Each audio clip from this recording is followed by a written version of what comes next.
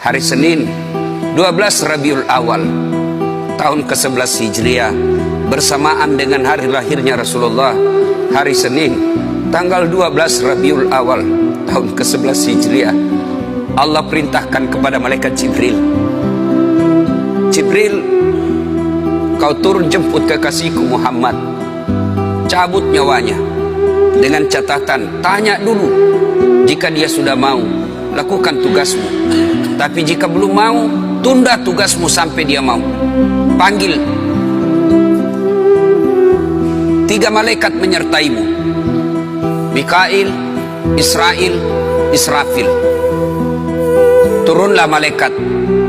Di langit ke-7 mereka masih berempat, langit ke-6 mereka masih berempat.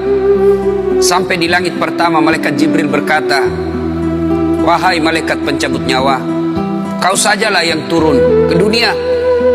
Saya tidak tega menemanimu dan melihat engkau mencabut rohnya Muhammad sallallahu alaihi wasallam. Lalu malaikat pencabut nyawa berkata, Jibril, kenapa kau tidak turun menyertai kami? Bukankah selama ini engkau yang menyertai Rasulullah?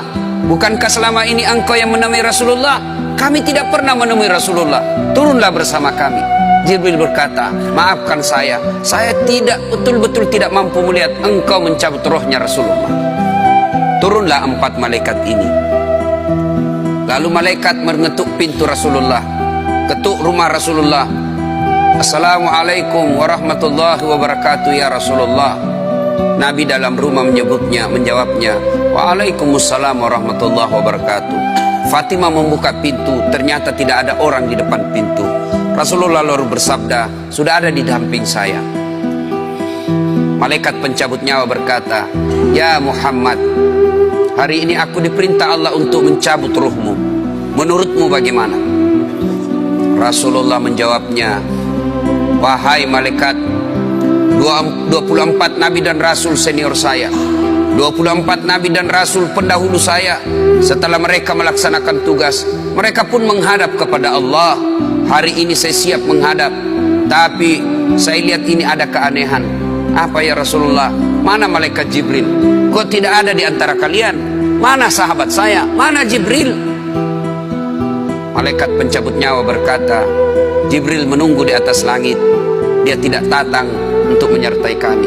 Lalu Nabi perintahkan, kau panggil dulu. Ada perkara yang penting yang ingin saya tanyakan kepada Jibril. Setelah itu saya siap menghadap kepada Allah. Naiklah malaikat pencabut nyawa dan berkata kepada Jibril, ya Jibril, engkau dicari sahabatmu, turunlah engkau menyertai kami. Turun malaikat Jibril, lalu ketemu dengan Nabi. Nabi bertanya kepada Jibril, ya Jibril, kalau hari ini aku harus menghadap kepada Allah, tolong berikan saya berita gembira, tolong perdengarkan saya kalimat yang nikmat di telinga saya. Lalu Jibril bersabda, ya Muhammad, saya dapat berita gembira dari Allah.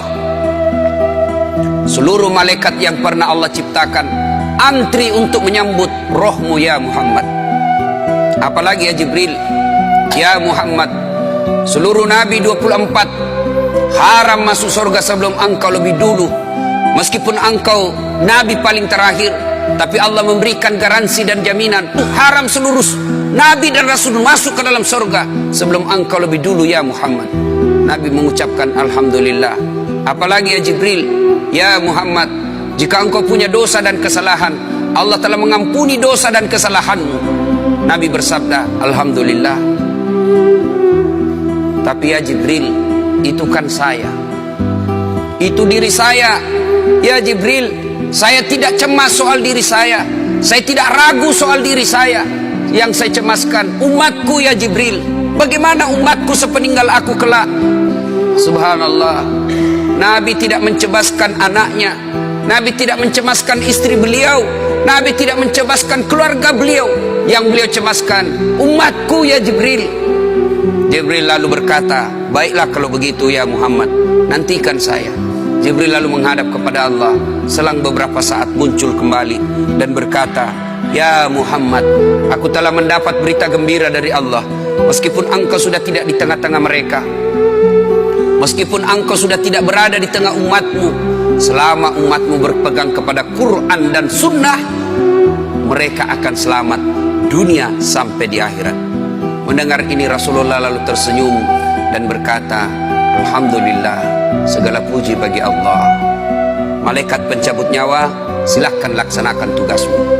Jibril mundur, majulah malaikat pencabut nyawa melaksanakan tugas dan berkata, kalau bahasa kita, ya Muhammad, maafkan saya, saya tidak mampu melakukan ini, tapi ini perintah dari Allah. Lalu Nabi bersabda, laksanakan tugasmu, saya pun siap melakukannya.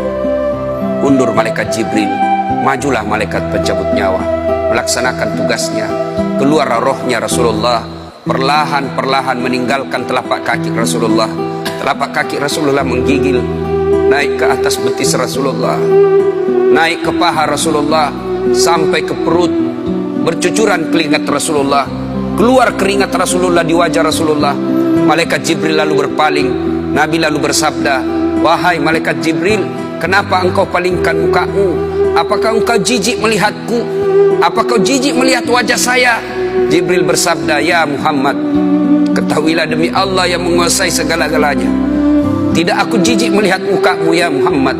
Aku tidak tega melihat engkau menghadapi sakaratil maut. Aku tidak mampu melihat engkau menghadapi sakaratil maut. Nabi lalu bersabda, ya Jibril, ketahuilah, andai saja Allah tidak cinta kepada aku, andai saja Allah tidak sayang kepada aku, betapa sakitnya sakaratil maut ini. Tapi aku mohon kepada Allah, ya Allah, jangan engkau timpahkan sakitnya sakaratil maut ini kepada umatku. Bebankan seluruh penyakit sakaratil maut ini, bebankan seluruh sakitnya sakaratil maut ini hanya kepada aku. Jangan engkau berikan umatku ya Allah. Begitulah cintanya Rasulullah kepada kita.